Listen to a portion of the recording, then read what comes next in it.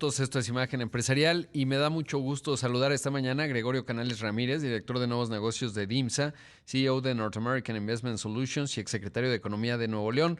Gregorio, gracias por tomar la llamada. Hola, muy buenos días, Rodrigo. Gregorio, lo primero que me gustaría preguntarte es justamente qué está ocurriendo en Nuevo León en términos de inversión, porque prácticamente cada semana estamos viendo que se anuncia alguna nueva inversión y es que en el contexto de esta reconfiguración de cadenas de suministro, pues México se ha convertido en un lugar muy atractivo, pero diría dentro de México, particularmente Nuevo León junto con algunos otros estados, pues han vuelto un verdadero imán de inversión y eso habla de características para luego hablar obvio del tema Tesla, pero primero comienzo por ahí. ¿Qué está haciendo tan atractivo a Nuevo León? Bueno, en general, Nuevo León ha sido atractivo desde hace muchos años, pero hace algunos 6 años, 7, por ahí, llegó una inversión china a invertir en parques industriales. Y eso empezó a detonar un poco la visión de inversionistas chinos hacia esta región. Al principio fue difícil, era un parque que estaba un poco lejos de la mancha urbana, pero conforme fue habiendo más apetito por sacar operaciones de China y localizarlas cerca de los mercados, acortar cadenas de valor, pues esto se fue viendo mucho más ventajoso y tuvo un despertar muy, muy fuerte, pues terminando la pandemia, ¿verdad? A grado tal de que si mal no recuerdo, marzo del año pasado, Monterrey tuvimos por primera vez que yo recuerde, prácticamente cero disponibilidad de inmuebles industriales en la zona metropolitana de Monterrey, cosa que, insisto, nunca se había visto, pero fue un boom muy grande, el boom sigue. Creemos que esto va a continuar todavía este año y probablemente el 24. Más allá del 25 no sé, pero por lo menos este año y el próximo esperamos un desarrollo muy, muy grande. Claro, y es lo que se ve, ¿no? Yo prácticamente voy dando cuenta de los anuncios. Casi cada semana está haciendo un anuncio de inversión allá en Nuevo León. De hecho, hoy publico en mi columna de Excelsior porque hay un indicador que se llama el índice de complejidad económica que computa varios componentes y que pues expresa, digamos, cuál es la capacidad productiva de una entidad. Y Nuevo León está en primer lugar a nivel nacional, ¿no? Tiene 1.77 unidades y para darnos una idea, lo comparaba así, Alemania como país, pues anda en 1.88, o sea, no está lejos, digamos, desde un punto de vista global, es realmente muy competitivo. Y eso me lleva al otro tema, que es qué hay con el asunto del agua y sobre todo cuáles son, desde tu óptica y con la experiencia que tienes, los umbrales que hoy tiene Tesla para tomar su decisión que ya estaba muy avanzada en términos de aterrizar justamente allá en Nuevo León. Sí, bueno, el tema del agua en esta zona del país, no nomás Monterrey, pues es una realidad. O sea, hay una sequía, vimos un tema pues difícil o vivimos un episodio difícil el verano pasado, como de seguro ya sabes, y se están tomando medidas para subsanar esos niveles críticos por parte del gobierno. Creo que van a empezar en operaciones en unos meses más, esas remediaciones. Sin embargo, pues es un tema que hay que observar. Digo, esta zona siempre ha sido así, esta zona ha crecido mucho, ahorita ya pasamos de los 5 millones de habitantes en el área metropolitana de Monterrey, entonces, pues no puede crecer ad infinitum, ¿verdad? Una ciudad con estas características. Creo que se va a ir reconvirtiendo algo un poco más sustentable, en mi opinión. Ahora bien, en el tema de Kia y su posible aterrizaje De con una Tesla, ¿no? factoría Ajá, importante, sí, perdóname, de Tesla. Te quería poner el tema de el tema Kia de Kia, porque exacto. lo viví. Eh, pues mira, una planta de esa naturaleza, si bien utiliza agua potable, esta se utiliza principalmente para consumo humano. Pues digo, imagínate que en un complejo de esta naturaleza van a convivir 10, 15 mil gente, ¿verdad? Entonces necesitas agua para esa gente. pero la mayor cantidad de agua se utiliza más bien en los que se utiliza en los procesos productivos. Esa es un agua que debe de ser de una calidad que se conoce como ultrapura. ¿Qué significa? Que tenga una baja concentración de minerales y otros componentes para que afecte lo menos posible a la maquinaria y al equipo donde se utiliza, para los diferentes elementos en que se utiliza. En ese caso, pues nomás te lo pongo en un punto de vista económico, el metro cúbico de agua actualmente potable en Monterrey debe andar sobre los 60 y tantos pesos por metro cúbico.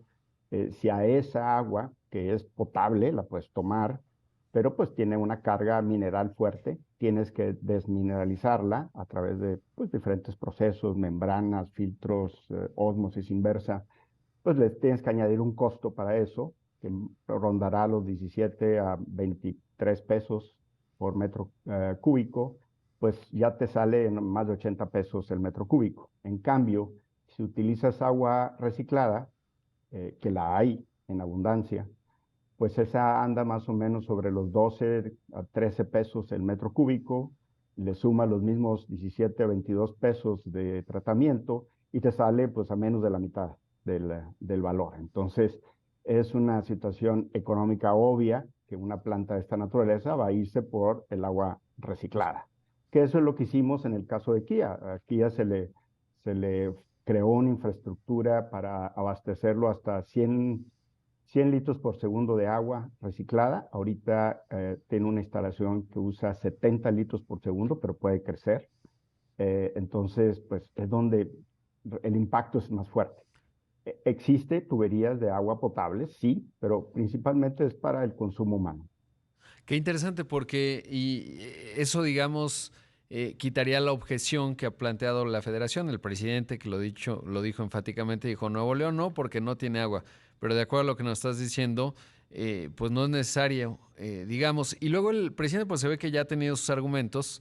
Decía, bueno, si bien la planta como tal es eficiente en el agua y seguramente, no sé si sepa lo que nos acabas de explicar, pero decía, pero pues los trabajadores finalmente van a demandar más agua y eso le genera presión hídrica, digamos, a Nuevo León. En términos de lo que mencionabas, pues ya más de 5 millones de habitantes en el área metropolitana. Ahora, pensando en el balance de lo que implica una inversión de la magnitud de la que estamos hablando, pues digamos, algunos colegas han dicho 10 mil millones de dólares. Yo creo que lo más razonable es pensar entre arriba de 2,000, que es lo que costó la de Shanghai, 5,000 la de la Gigafactory. Creo que por ahí deberíamos estar pensando la inversión, pero sobre todo colocar a México en el mapa global por lo que implica una compañía como Tesla. Entonces, uno pensaría que digamos, 30,000 personas que puedan acompañar a la planta, unos empleos directos y otros indirectos, no pintan tanto en una población de más de 5 millones desde el punto de vista urbano, ¿no? Pero me gustaría saber, porque tú tienes mucho más experiencia, evidentemente. No, no, efectivamente tienes toda la razón. Cuando vino Kia, perdón la referencia otra vez Sí, a esto, pero es un caso bastante, similar. un Ajá. buen ejemplo. Sí, Se pensaba lo mismo, sin embargo, pues ahorita Kia debe andar máximo los 20,000 personas.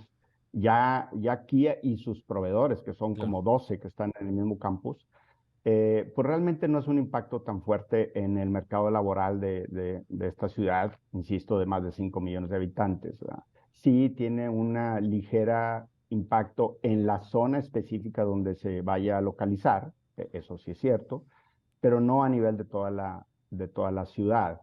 Eso número uno. Número dos, la operación de una factoría como esta, pues requiere varias componentes.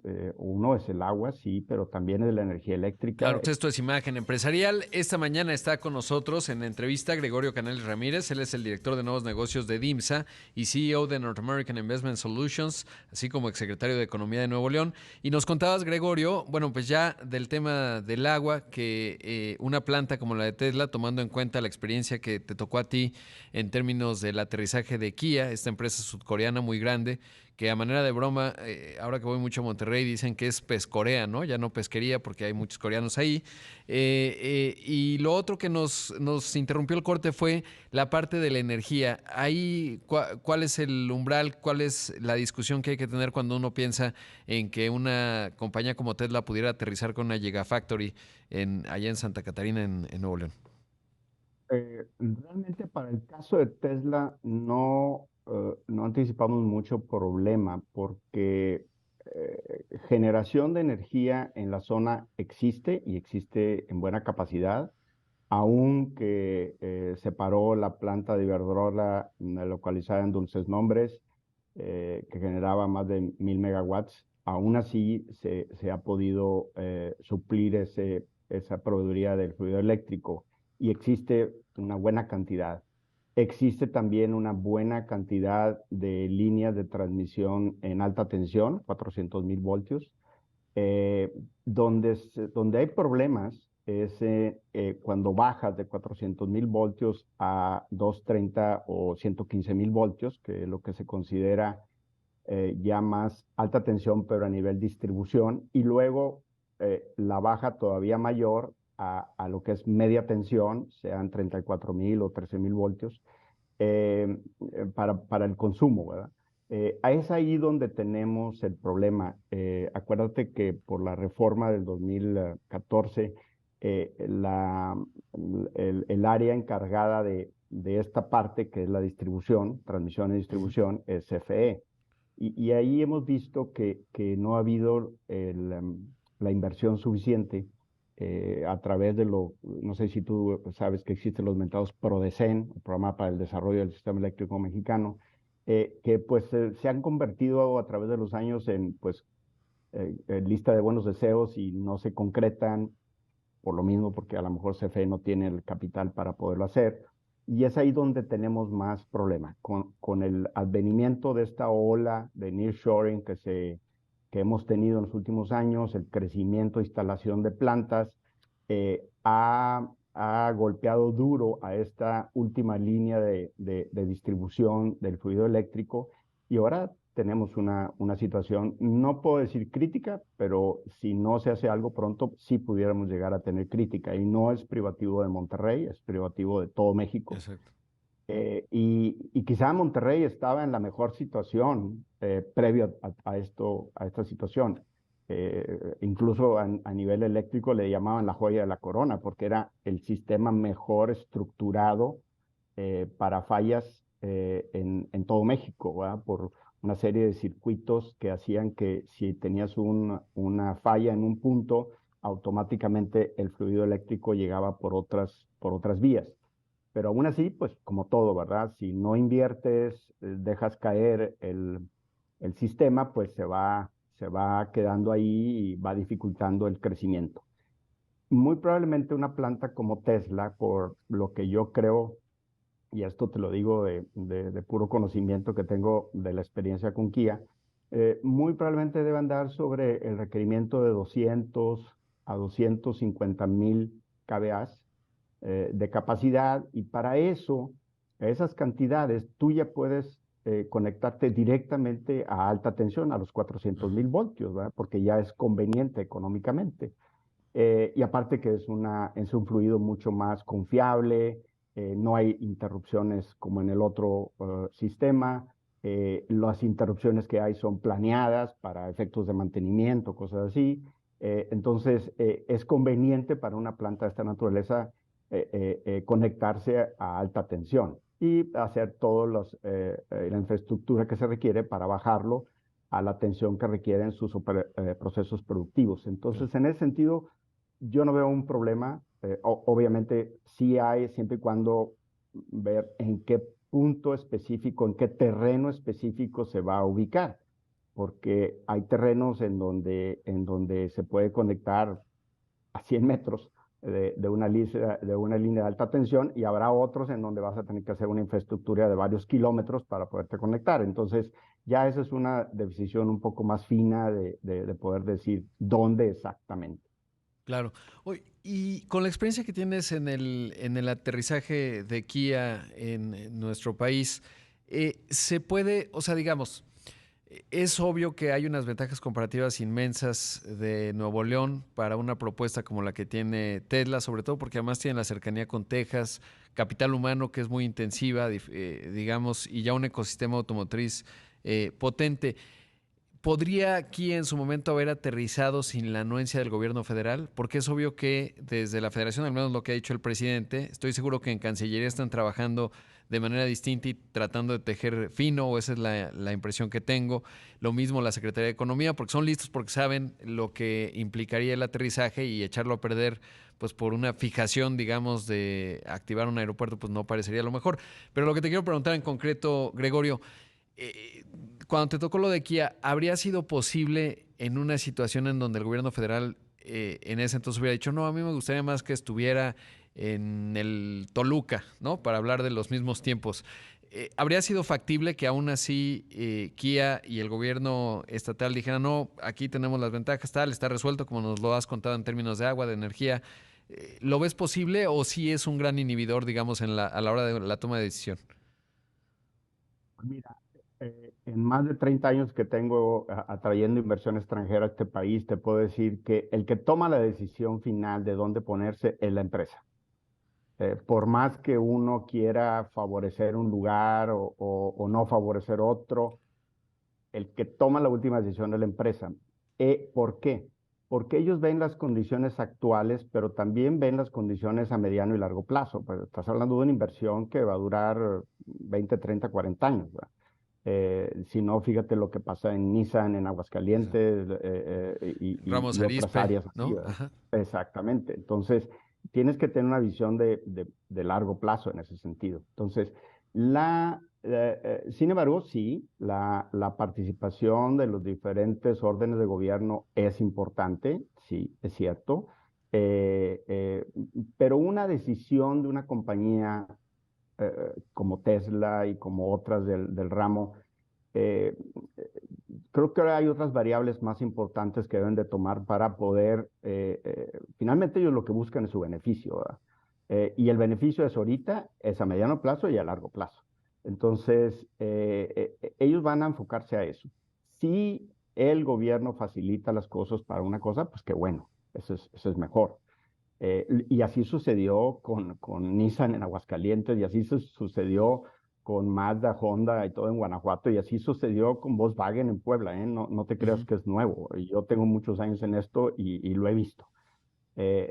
Pero la verdad es esa. El que toma la decisión es el inversionista.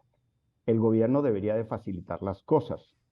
Y facilitarlas significa tanto a nivel federal, como a nivel estatal, como incluso a nivel municipal, ¿eh? O sea, porque todos intervienen de alguna forma en esta instalación. En ese sentido, si el gobierno puede influir en decir, no, te quiero mejor acá o allá, pues también depende de las condiciones que sí significa ese influir, porque la empresa va a evaluar, ok, Claro. me van a dar esto me va a durar 1, 2, 3 años, y luego qué. En cambio acá tengo, a lo mejor no tengo eso que me ofrecen, pero pues tengo una visión de campo muy grande en donde a mí me conviene, ¿verdad? Entonces, creo que la evaluación va a ir por ese rumbo y es lo normal, te lo digo, después de cientos de proyectos que he visto en muchos años, así termina siendo.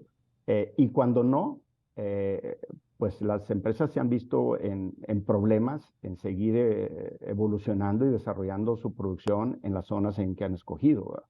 Claro. Esa es la historia que te puedo decir. Más allá sería pues especular. Claro, pues qué interesante lo que mencionas. Me hiciste acordar, ayer andaba en San Luis Potosí y allí teniendo una plática, por ejemplo, Ford cuando en el momento álgido en donde entraba Donald Trump, que parecería, no estaba claro si iba a romper el Telecan en ese entonces, hoy Temec, y Ford tomó una decisión, pues en mi momento yo la vi como intempestiva, y hoy, a la vuelta de los años, pues resulta que tomar decisiones con vista al corto plazo no es lo más óptimo, ¿no? Que es un poco lo que mencionas. Y por eso es que aunque te regalen el terreno, lo que computas, digamos, son los siguientes 10 años y cómo se amortiza aquello, qué condiciones tienes, etcétera. Y eso va a ser mucho más importante que incluso si te dicen, te regalo el terreno, los primeros años, ¿no? Porque finalmente eso lo vas a prorratear en un proyecto, pues que por lo menos estamos hablando de un par de décadas, ¿no? Que es lo que observamos en México.